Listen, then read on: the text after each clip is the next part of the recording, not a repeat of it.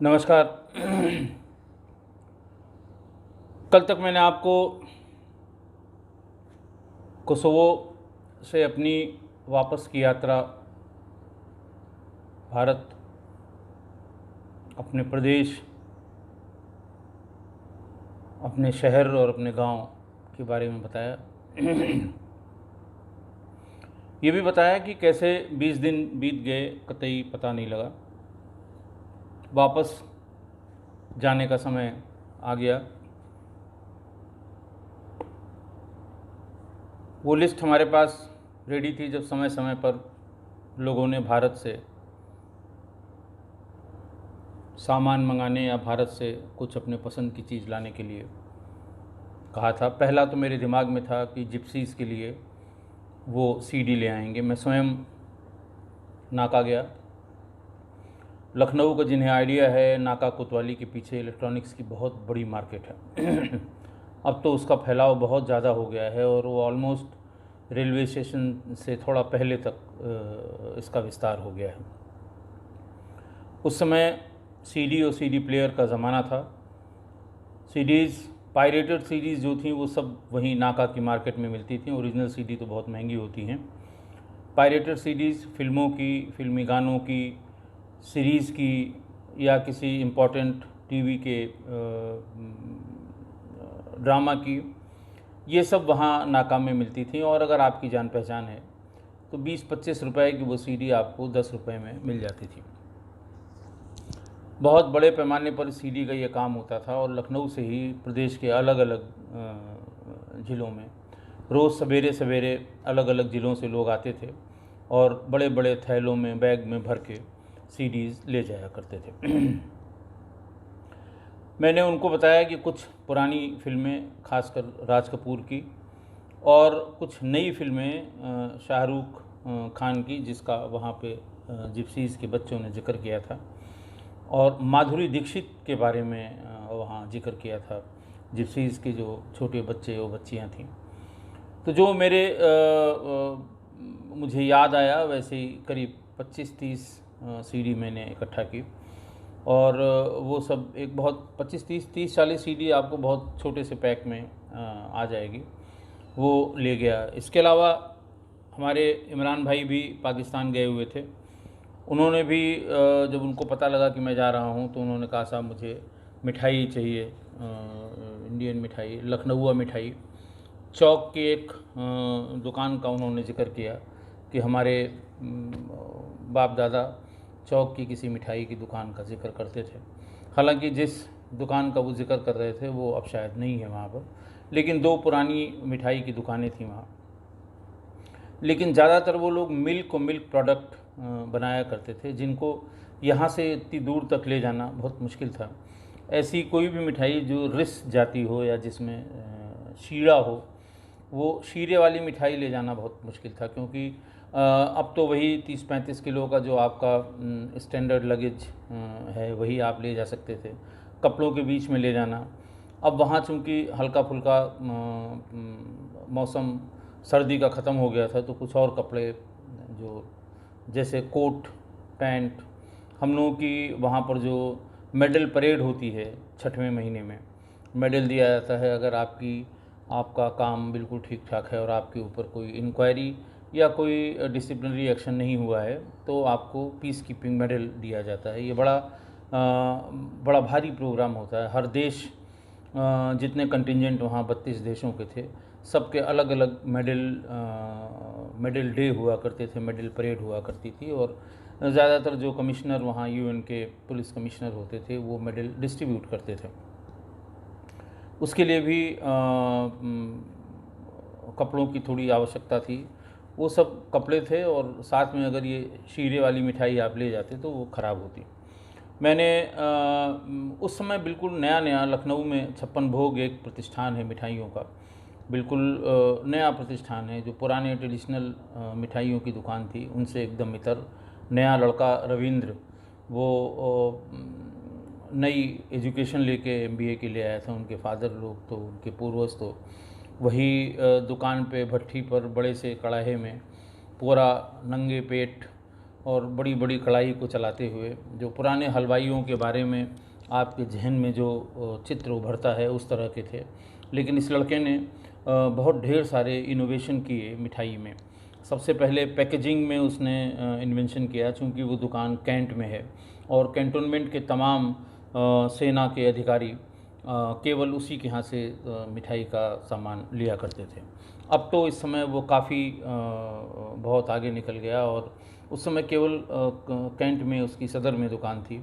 अब उसकी ब्रांचेस दिल्ली में और तमाम और जगह भी खुल गई हैं। उस समय उसने नई नई मिठाई एक शुरू की थी, मेवा बाइट। ये ड्राई मिठाई होती थी, चॉकलेट के छोटे छोटे पीसेस की तरह होती थी, रैपर में बंधी होती थी, रैपर के ऊपर 56 भोग की मोहर लगी थी। मैंने रविंदर से पूछा, चूँकि बहुत लंबे समय तक मैं वहाँ उसी के इलाके का सर्किल ऑफिसर और उसी के इलाके में एसपी सिटी रहा था, मैंने कहा कि वहाँ तक यूगोस्लाविया तक मिठाई ले जानी है, कौन सी ऐसी मिठाई होगी जो रिसेगी नहीं पैकिंग में से। उसने फ़ौरन कहा, साहब मेरी बिल्कुल नई मिठाई है और बहुत डिमांड में है, मेवा बाइट। उसमें सिर्फ ड्राई फ्रूट्स हैं और उसके उनको बाइंड रखने के लिए एडहेसिव्स हैं, कॉमन ट्रेडिशनल एडहेसिव्स हैं और बहुत टेस्टी मिठाई है। तो खैर उसने हमें दिया ले जाने के लिए। अब बाध्यता थी, बहुत ज़्यादा मिठाई हम नहीं ले आ सकते थे, तो मैंने कहा भाई आप ऐसा करिए छोटे छोटे डिब्बों में, ताकि वहाँ 2 4 6 लोगों को हम डिब्बे सहित दे सकें। मेरे दिमाग में इमरान की बात घूम रही थी कि उसने मिठाई के लिए कहा है, लखनऊ की मिठाई के लिए, और उसने ये भी कहा था कि हम कराची का हलवा लाएंगे। हालांकि बहुत हमारा इंटरेस्ट हलवे में नहीं था, लेकिन हम भी जानते हैं, हमारे भी दादा और दादी कराची के हलवे का जिक्र किया करते थे। उसके लिए था, और कुछ वहाँ वैसे मिठाइयों का शौक़ नहीं था कोसोवो में किसी को, लेकिन मेरे मन में आया कि चल के उनको, ये ऐसी चीज़ है जिसको चूँकि इसमें शीरा नहीं होगा तो वो उसको हाथ लगाने में या खाने में उन्हें कोई बहुत दिक्कत नहीं होगी, और फिर ड्राई फ्रूट्स हैं तो और शायद लोग पसंद करें। इसके अलावा हमारे अपने भारतीय थे ही, जिन्होंने जो देश के अलग अलग हिस्सों से थे, उन्होंने भी इच्छा व्यक्त की कि साहब आप मिठाई ले आइएगा, लखनऊ की बड़ी प्रसिद्ध मिठाइयाँ हैं लखनऊ के। तो खैर इस तरह से 5-6 डिब्बे हमारे ख्याल से 200 250 ग्राम वाले मैंने ले लिए। फिर एक बहुत विचित्र सी एक और डिमांड थी। हमारे साथ वहाँ 2 महिला पुलिस अधिकारी थी। एक का नाम था Alia El Serhan, Alia El सहरन,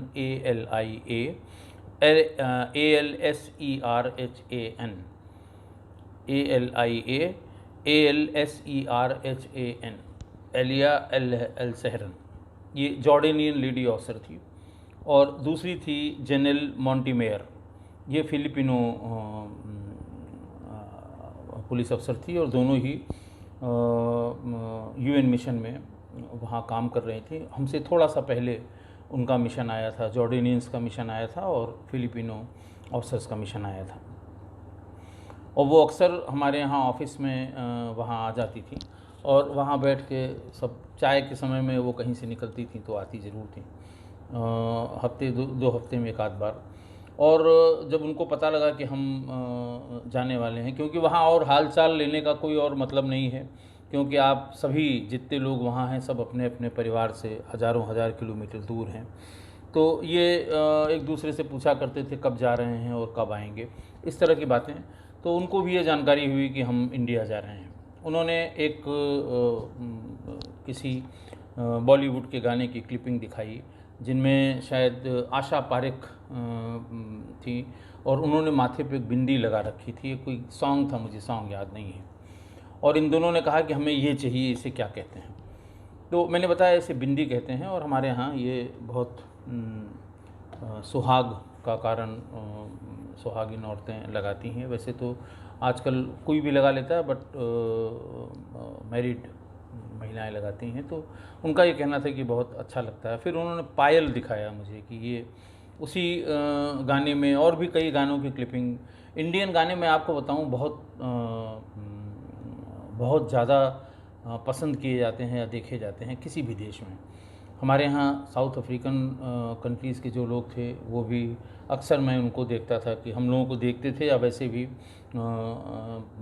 गाने गुनगुनाया करते थे बॉलीवुड के। इसी तरह फिलिपिनो या जॉर्डेनियन जो भी होते थे वो इंडियन गानों की धुनें अक्सर गाया करते थे, और जो उनके पास डेस्कटॉप हुआ करता था उसमें वो इंडियन गाने सुना करते थे। तो मैंने उनको बताया कि बिंदी है, उन्होंने कहा नहीं साहब हमें ये बिंदी चाहिए और इस कलर की चाहिए, उस कलर की चाहिए। तो मैंने उस पर लिख रखा था कि मुझे क्या क्या ले जाना है। अचानक मेरी निगाह पड़ी बिंदी के लिए। मैंने कहा अब ये मेरा तो ख़रीदना बड़ा मुश्किल है। मैंने अपनी श्रीमती जी से कहा कि हमें ये बिंदी चाहिए, वहाँ ले जाना है। किसी भी महिला के लिए ये बड़ा आश्चर्यजनक होता है कि उसका हस्बैंड बिंदी मांग रहा है किसी के लिए। तो जैसे कि कहीं भी ये बड़े नेचुरल से 100 सवाल पूछे जाते हैं, कौन है, किसके लिए है, क्यों ले जा रहे हैं, किसने मांगा, क्या मतलब है, और लोगों से नहीं मंगा सकती थी, ये तो कहीं से भी आ सकता था। इस तरह की बातें पूछी गई। मैंने खैर उनको बताया कि इनका ये नाम है, ये मोबाइल नंबर है, बहुत महंगी कॉल है, मैं वहाँ रहूँ या अभी आप इंग्लिश में बहुत ज़्यादा कन्वर्सेंट नहीं थी श्रीमती जी हमारी। मैंने कहा मैं वहाँ रहूँगा, आप बात कर लीजिएगा। लेकिन अब अगर वो एक कल्चर के बारे में, एक चीज़ के बारे में, और कोई बहुत महंगी चीज़ के बारे में नहीं, बहुत सस्ती होती है, तो खैर श्रीमती जी ने हमारे उसके छोटे छोटे पत्ते होते हैं जिनमें अलग अलग कलर की, अलग अलग साइज़ की वो बिंदियाँ लगी होती हैं, वो करीब 10 पत्ते उन्होंने मुझे दे दिए और मैंने उसको भी रख लिया। फिर पायल की बात हुई, क्योंकि वो जो जेनिल थी फिलिपिनो, वो पायल पे बड़ा जोर दे रही थी। पायल थोड़ा महंगी वस्तु भी होती है। मेरी श्रीमती जी ने कहा कि अमीनाबाद में ये जो उसके पॉलिश किए हुए बहुत सस्ती सस्ती पायल मिलती है, मैं लेती आऊँगी, आप लेते जाइएगा। खैर 2 जोड़ी पाजेब यानी पायल वो भी उन्होंने दिया मुझे। अब मैं वहाँ से इतना सारा सामान लेके, जिनकी जो ज़रूरत थी, कुछ फ़ोटोग्राफ्स मांगे गए थे जैसे ताजमहल के। कमिश्नर हमारे जो उसके थे यूएन मिशन के, एक बार बातचीत के दरमियान उन्होंने ताजमहल का जिक्र किया था, तो मेरे दिमाग में आया कि सभी जगह आजकल सभी बड़ी मार्केट में संगमरमर के छोटे छोटे ताजमहल मिलते हैं, सफ़ेद कलर के। ये बहुत बड़ी इंडस्ट्री भी है जो प्रेजेंट के रूप में ताजमहल कभी शीशों के केस में ढला हुआ, कहीं सादा, कहीं किसी लकड़ी पे जड़ा हुआ, इस तरह से मिलते हैं, बहुत ज़्यादा महंगे नहीं मिलते हैं। तो ये छोटे छोटे बहुत ही छोटे साइज़ के, उससे थोड़े बड़े साइज़ के, लेकिन उसमें वज़न होता है, चूँकि वो पत्थर होता है, संगमरमर होता है, और वो बहुत सॉफ्ट पत्थर होता है। अगर बहुत कायदे से पैक न किया हो तो हल्के झटके में टूट भी जाता है। तो ऐसे 4 से 10 ताजमहल, क्योंकि ताजमहल के बारे में वहाँ पर हम लोगों की पहचान, अगर आप बताएं कि आप इंडियन हैं, तो तपाक से अगला आदमी ताजमहल का नाम लेता था, चाहे जिस देश का हो। तो कुछ जो हमारे और देशों के मित्र थे, और ख़ासकर हमारे जो वहाँ के पड़ोसी थे जहाँ मैं रहता था, मिस्टर मेरीलैंड साला और लैंडिस, ये दोनों ही लोग ताजमहल के बारे में बहुत इन्होंने जिक्र किया था। तो मैंने सोचा छोटे छोटे 2 ताजमहल उन्हें भी दे दूँगा। तो इस तरह 4 से 10 वो छोटे ताजमहल। एक और डिमांड आई थी मेरे मकान मालिक की तरफ से। मेरे मकान मालिक की पत्नी बहुत बुज़ुर्ग थी और हिंदी तो खैर समझने का सवाल ही नहीं, इंग्लिश भी नहीं जानती थी। तो अपने छोटे बेटे बुतरिंत उसका नाम था, उसके थ्रू उन्होंने कहलवाया था कि अगर आप जा रहे हैं तो मेरे लिए राइस ले आएंगे। उनका कहना है कि इंडियन राइस बहुत बड़े बड़े होते हैं, बहुत लंबे लंबे से होते हैं, बहुत टेस्टी होते हैं। तो उनके लिए भी एक राइस का छोटा पैकेट, 5 किलो वाला लेने पे तो वो हम एक्सीड कर रहे थे, 1-1 किलो या 1.5 किलो का, 1 किलो का शायद एक पैकेट था, 1-2 पैकेट मैंने वो भी ले लिया था। ये लेके सब हम वहाँ पहुँचे, और वहाँ इमरान भाई हमारे 2-3 दिन पहले ही आ गए थे, और वो 2-3 चक्कर ऑफिस के लगा भी चुके थे। जाते ही सैम ने मुझसे कहा कि इमरान कई चक्कर आ चुका है, और खैर सैम ने कहा मैं भी उधर जाऊंगा, उसको बता दूंगा। जैसे ही इमरान को पता लगा तो वो स्टील के डिब्बे में, जैसे हमारे यहाँ स्टील के सामान्य डिब्बे होते हैं, ऊपर कांच लगा होता है, उसमें कराची के हलवे 2 डिब्बे लेके आए, और देखने में उसकी पैकिंग बहुत अच्छी थी। और हलवा वैसे ट्रांसपोर्ट हमने नहीं सुना था कि बना बनाया। हम लोग के यहाँ जो लखनऊ में या इलाहाबाद में जहाँ के हम रहने वाले हैं या जहाँ बहुत लंबे समय मैंने सर्विस की है, वहाँ पर जो हलवा है वो ताज़ा बनता है और ताज़ा ही उसका इस्तेमाल लोग करते हैं, तुरंत तुरंत ले जाते हैं और उसका इस्तेमाल करते हैं। इस तरह से पैक करके हलवा होगा, हो सकता होगा, लेकिन मेरे दिमाग में या मेरे सामने ऐसा कभी नहीं पड़ा। सिवैयाँ तो सूखी वाली सिवैयाँ पैक करके लोग दूर दूर से ले आते थे ईद और बकरीद में, लेकिन हलवे का कंसेप्ट मुझे नहीं पता था। और फिर इमरान ने बताया कि वो ऐसे ऐसे 10 डिब्बे ले आए हैं और सारा वज़न उनका पाकिस्तान से यहाँ आते समय इन्हीं हलवों में निकल गया, बहुत थोड़ा सा और दूसरा कोई सामान ले आए हैं, भारी था वो। मैंने उनको 56 भोग की मिठाइयाँ दी और बहुत खुश हुए। उसके अलावा सैम को एक डिब्बी मैंने दी, एक पैकेट दिया मिठाइयों का। और इस तरह जिसका जो था अगले 3-4 दिनों में जो कुछ मैं वहाँ से जिसके लिए ले आया था वो सब दे दिया। मेरे पास सिर्फ सीडीज़ बची थी जो मुझे मित्रोविचा जाके और वहाँ पर जिप्सीज़ की कॉलोनी में जहाँ मैं गया था उनको देना था। खैर हफ्ते भर बाद मेरा फिर एक असाइनमेंट जो मंडे की मीटिंग में डिसाइड होता है वो मित्रोविचा का हुआ। मैं अपने साथ सीडी ले गया, उनके पास तक गया। मैं था, मेरे साथ 2 और लोग थे। वहाँ गया तो मैंने वो सीडीज़ उनको उपलब्ध कराई। उनकी खुशी का ठिकाना नहीं रहा। वो जैसे वो बड़ी मुश्किल से इनके पास पूरी कॉलोनी में घूम टहल के 3-4 सीडी थी वो, जो रिपीट करके हर दूसरे तीसरे दिन सुना करते थे। और 45 से 50 के आसपास ये सीरीज़ मैंने उनको दी और सब वो उलट पलट के देखते रहे। हिंदी या इंग्लिश में टाइटल लिखा था। इंग्लिश वाले टाइटल को थोड़ा थोड़ा उनमें से जो थोड़े बहुत पढ़े लिखे थे या कहीं पढ़ी लिखी जगह पे काम करते थे, उन्होंने उसको प्रोनाउंशिएट किया और सही प्रोनाउंशिएट किया कि वो किस फिल्म से या किस हीरो हीरोइन से संबंधित हैं। मैं एक बात और बताना भूल गया जिसका बार बार जिक्र करता हूँ और कमेंट में आप सिर्फ उसी के बारे में लिखते हैं कि मेरा रजनीगंधा और तुलसी ख़त्म हो गया था, जिसके कारण मैंने थोड़ा जल्दी प्रोग्राम प्रीपोन करके भारत जाने का बनाया था। इस बार डिब्बे तो ठीक है, डिब्बे में पैक्ड, वो भी 20-25 डिब्बे। और जैसा विद्वानों ने राय दी कि हमेशा उसको बॉटम में रखिएगा, जो भी आप बैग रखिए सबसे नीचे, और वो बिल्कुल हिले डुले नहीं, क्योंकि जब स्कैनर में वो होके जाएगा तो जिस तरह भी स्कैन किया जाता है, जो भी सीधा हिस्सा है आपके अटैची का, तो स्कैनर में वो एक एंटिटी दिखाई पड़ना चाहिए। अगर अलग अलग एंटिटी होगी, बॉक्स टाइप का लगेगा, तो ज़रूर खुलवाएंगे, खुलवा के वो देखेंगे। अब हालांकि वैसी बात नहीं थी, अब तो हम अपने अटैची में रखा था, अगर वो खोल के दिखाते तो देख लेता। लेकिन इसके साथ साथ चूँकि डिब्बे को एक बार खोल दीजिए और 4 लोगों के बीच में डिब्बा खुल गया तो बहुत दिन चलता नहीं है। वहाँ किसी को उपलब्ध नहीं था। मैंने आपको बताया कि खाने वाले 4-5 लोग हो गए थे। तो मैंने सोचा कि इससे बचने के लिए कि लोग आएँ कि भाई मसाला खिलाओ, मसाले के लिए मैं आ रहा हूँ, और रजनीगंधा निकालो ज़रा, तुलसी 00 निकालो। तो उसमें वो एक डिब्बा खुलता है तो फिर वो कभी कभी होता साहब कागज़ की पुड़िया में बांध के भी ले जाते थे। वो कहते थे गुरु ऐसा है, एक तो खा लिया, एक और दे दो, वहाँ मैं इसको दिन भर चलाऊँगा। अब मना करना ठीक नहीं था, मित्र थे वो भी और बड़े मददगार थे, बहुत अच्छे अधिकारियों में माने जाते थे दिल्ली पुलिस के। तो मैंने ये सोचा कि उसके पाउच ले लिए जाएं। पाउच बहुत छोटे से लेके थोड़े बड़े तक पाउच भी आते हैं, एक 2 रुपये का, एक 5 रुपये का, एक 10 रुपये का और एक 15 या 20 उस समय। अब तो खैर बहुत महंगे हो गए हैं, 20 या 25 रुपये का एक बड़ा पाउच। तो मैंने कुछ चालाकी दिखाते हुए 10-15 पाउच उसके और 4-6 पाउच 00 तुलसी के वो भी रख लिए। वो यहाँ तो ठीक हो गया, यहाँ उन्होंने देख लिया।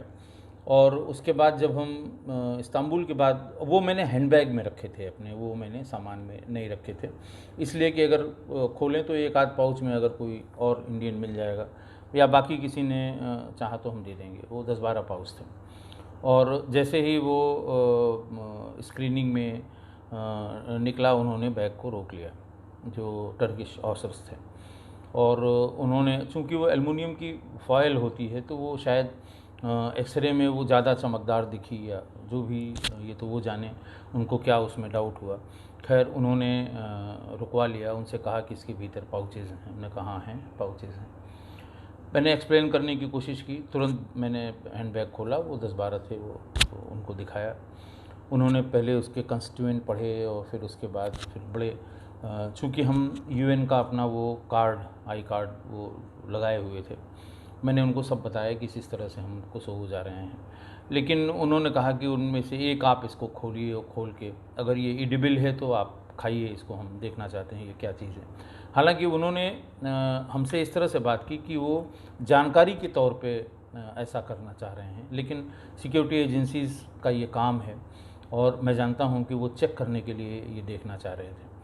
मैंने एक पाउच निकाल के उसे ऊपर से फाड़ने की कोशिश की तो उन्होंने मना किया। अपने से एक पाउच उसमें से निकाला, हमारे ख्याल से 10 या 15 पाउच थे, छोटे वाले पाउच थे, तो अपने से निकाला और मुझे दिया कि आप इसे खोलें। मैंने खोल दिया। वो चूँकि ऐसा तो था नहीं, मैं उसको खाने वाला या इस्तेमाल करने वाला था, इसलिए मुझे कोई दिक्कत नहीं। खोला उसको, उसका जिपर जो था उसको खोला और उसमें से प्लास्टिक की छोटी सी चम्मच जैसी होती है उससे निकाल के उसको खाया। फिर उन्होंने टोबैको के भी पाउच को खुलवाया, उसको भी खाया। तो टोबैको की स्मेल जो है बहुत पंजेंट थी, तो लेकिन वो उन लोगों के लिए शायद वो ठीक लग रही थी, वो अच्छी लग रही थी, क्योंकि टर्की में और उस तरफ वहाँ जॉर्डन में हुक्का पीने का भी बहुत रिवाज था। जगह जगह हमने हुक्का पीते हुए लोग और हुक्के की शॉप भी वहाँ देखी थी।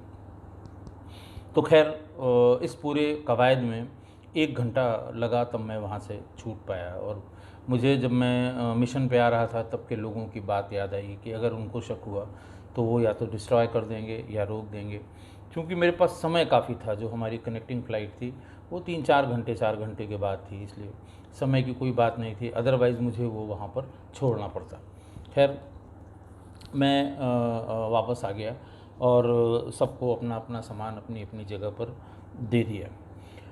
फिर वही बात शुरू हुई कि अब धीरे धीरे यूएन के प्रति लोगों में नाराज़गी भी बढ़ रही थी और वो बहुत जल्दी से जल्दी सारी सत्ता अपने हाथों में चाहते थे। तो छोटी छोटी बातों पे झगड़ा करना, और हम लोगों की, खासकर हमारी इंडियंस की थोड़ी सी स्थिति और ख़राब हो गई थी, क्योंकि उनका ये कहना है कि इंडियन किसी वजह से हमको रिकॉग्नाइज़ नहीं कर रहे हैं। और अब उनका सामान्य आदमी को कैसे समझाया जाए या दूसरे देश वालों को हम कैसे समझाएं कि हम जिस जो पॉलिसी मेकिंग हायरार्की है उसमें हम कहीं नहीं हैं। हम न कहीं सजेस्ट कर सकते हैं, ना हम कहीं रिक्वेस्ट कर सकते हैं, ना हम ये बता सकते हैं कि साहब यहाँ ऐसा है। और इन लोगों को, वो यूएन के ऑफिसर्स वहाँ रहते हैं, उन तक जो इनके पॉलिटिकल लीडर्स हैं वो गए होंगे, उन्हें जानकारी हुई होगी कि इंडिया इसको रिकॉग्नाइज़ नहीं करेगा। पाकिस्तान ने बहुत पहले कर लिया था, पाकिस्तानियों को इसीलिए बहुत ज़्यादा वो तरजीह भी देते थे। खैर हम लोगों को भी थोड़ा अटपटा सा लगता था कि ये हम लोगों से थोड़ी दूरी बना के, अब पहले जो बहुत ही मित्रवत व्यवहार करते थे वो अब थोड़ी दूरी बनाकर रहते हैं कोसोवो के अल्बेनियंस। ये सेकंड हमारा वो था। अब धीरे धीरे ऐसा लग रहा था कि हम लोगों के सामान समेटने का वक्त आ गया। खाली खाली हम लोगों ने ये भी देखा कि अब यहाँ आए ही हैं, तो अगले 3 महीने बाद जब हमारी छुट्टियाँ करीब 15 दिन या 12 दिन हो जाएंगी तो हमें कहाँ कहाँ घूम लेना चाहिए। सबसे अच्छी जगह जो मुझे समझ में आई कि ग्रीस जाना चाहिए, और उसके बाद मैसिडोनिया मुझे जाना चाहिए, और इस तरह छोटे मोंटेनीग्रो, बहुत तमाम छोटे छोटे जो देश हैं ये घूम लेंगे। फिर उसके बाद बड़े देशों में जर्मनी और आगे का बुडापेस्ट, इन सब का नंबर बाद में लगेगा नेक्स्ट ट्रिप में। यानी फाइनली जब ख़त्म होने के पहले जो छुट्टियां बचेंगी उसको फिर दूसरी ट्रिप में हम अवेल करेंगे। ग्रीस के लिए मैंने तमाम लोगों से बातचीत की, कहाँ कहाँ हमें जाना है। हमें बहुत ज़्यादा मन था कि हम अरस्तू की जन्मभूमि, अरस्तू जहाँ पैदा हुए थे और जहाँ अरस्तू का जो स्मारक सा बना हुआ है, जहाँ उनकी मूर्ति लगी हुई है, मैं वहाँ ज़रूर जाऊँ। और मैं फिर वहाँ गया भी। मैसिडोनिया में थेलासोनिकी है जहाँ पर अरस्तू की एक मूर्ति लगी हुई है, और मैं पता नहीं क्यों मुझे बार बार होता था कि मैं वहाँ जाके और वहाँ एक चित्र अपना खिंचाऊँ। मुझे पिछले 3-4 दिनों से, जब से कोसोवो के एपिसोड चल रहे हैं, बहुत से लोग लिखते हैं कि साहब हमें इसकी फ़ोटोग्राफ्स। तो मैं आपको बता दूं कि मेरी जो फेसबुक पर्सनल वाली फेसबुक आईडी है, उसमें जो फ़ोटोग्राफ्स वाला सेक्शन है, उसमें एल्बम में कोसोवो के बहुत ढेर सारे फ़ोटोग्राफ्स हैं। और उसमें बहुत, चूँकि उसी समय के हैं, 2008-9 के ही पोस्ट किए हुए हैं, तो आप उसमें देख सकते हैं। आपकी सुविधा के लिए मैं अपने फेसबुक प्रोफाइल का लिंक आज वहाँ मैं मैसेज बॉक्स में कहीं भेज दूँगा, तो सारे फ़ोटोग्राफ्स उसमें हैं, आप उसमें देख सकते हैं। और अगर फिर भी आपको और फ़ोटोग्राफ्स की ज़रूरत होगी तो मैं दूसरा लिंक एक भेज दूँगा अपने पेज का, तो आप उसमें कुछ फ़ोटोग्राफ्स और हैं वो दे देंगे, उसको आप देख सकते हैं। अब वहाँ पर जैसे किसी भी संगठन में, किसी भी जगह पे आप समझ सकते हैं कि वहाँ पर भी एक प्रेम कहानी चली, बहुत ही गंभीर प्रेम कहानी चली, और जिसमें 2 पात्र होते हैं, एक लड़का एक लड़की, और तीसरा पात्र जो होता है वो सोसाइटी होती है। वो सोसाइटी जो कहीं इसका विरोध करती है, कहीं इसका समर्थन करती है। और हम लोग हर दिन कहीं न कहीं अपने गांव में, मोहल्ले में, अपने प्रदेश में, देश में इस तरह की तमाम किस्से कहानियाँ सुनते हैं। वहाँ हुआ यूँ कि आलिया अल सहरन, ये जॉर्डनियन महिला थीं, और ये पहले ओमान में पब्लिक रिलेशन डिपार्टमेंट में अफसर थी। ये जॉर्डनियंस के साथ दिक्कत थी कि जिनकी इंग्लिश थोड़ी बहुत भी अच्छी होती थी, वो मिशन में ज़रूर जाते थे, और मिशन में उनकी अपनी तनख्वाह के अलावा जो MSA मिलता है, जो उनको पैसा मिलता है, वो उसे बचा के ले जाते हैं। और दूसरे वाटानाबे करके एक इंग्लिश वहाँ पर पुलिस का आदमी, अमेरिकन फोर्स का आदमी था, वो भी वहाँ किसी दूसरी यूनिट में काम करता था। धीरे धीरे ये चर्चा आम हो गई कि ये दोनों अपनी कोशिश करके कहीं एक ही जगह पर ड्यूटी लगवाते हैं, या कहीं कुछ इन लोगों में आपस में कोई इक्वेशन बन रहा है।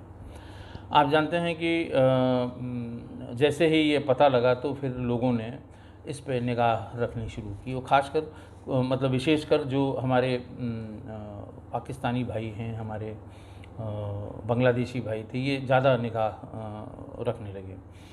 आलिया अल सहरन जो है, ये मुस्लिम लेडी थी, लेकिन पढ़ी लिखी थी, बहुत ही स्वच्छंद और उन्मुक्त विचारधारा की थी, लेकिन हिजाब पहनती थी, क्योंकि हिजाब उनके वर्दी का पार्ट था जिस पुलिस से वो जॉर्डन से आई थी।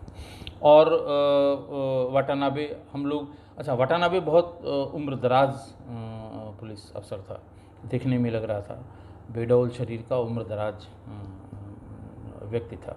अब उनके बीच किस तरह से ये केमिस्ट्री डेवलप हुई, ये वही लोग जाने।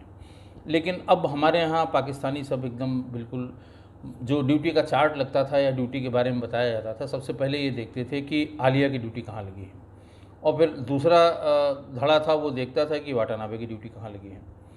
तो फिर वो उसमें बिटवीन द लाइंस पढ़ना शुरू करते थे, और फिर वही हंसी मजाक तरह तरह की।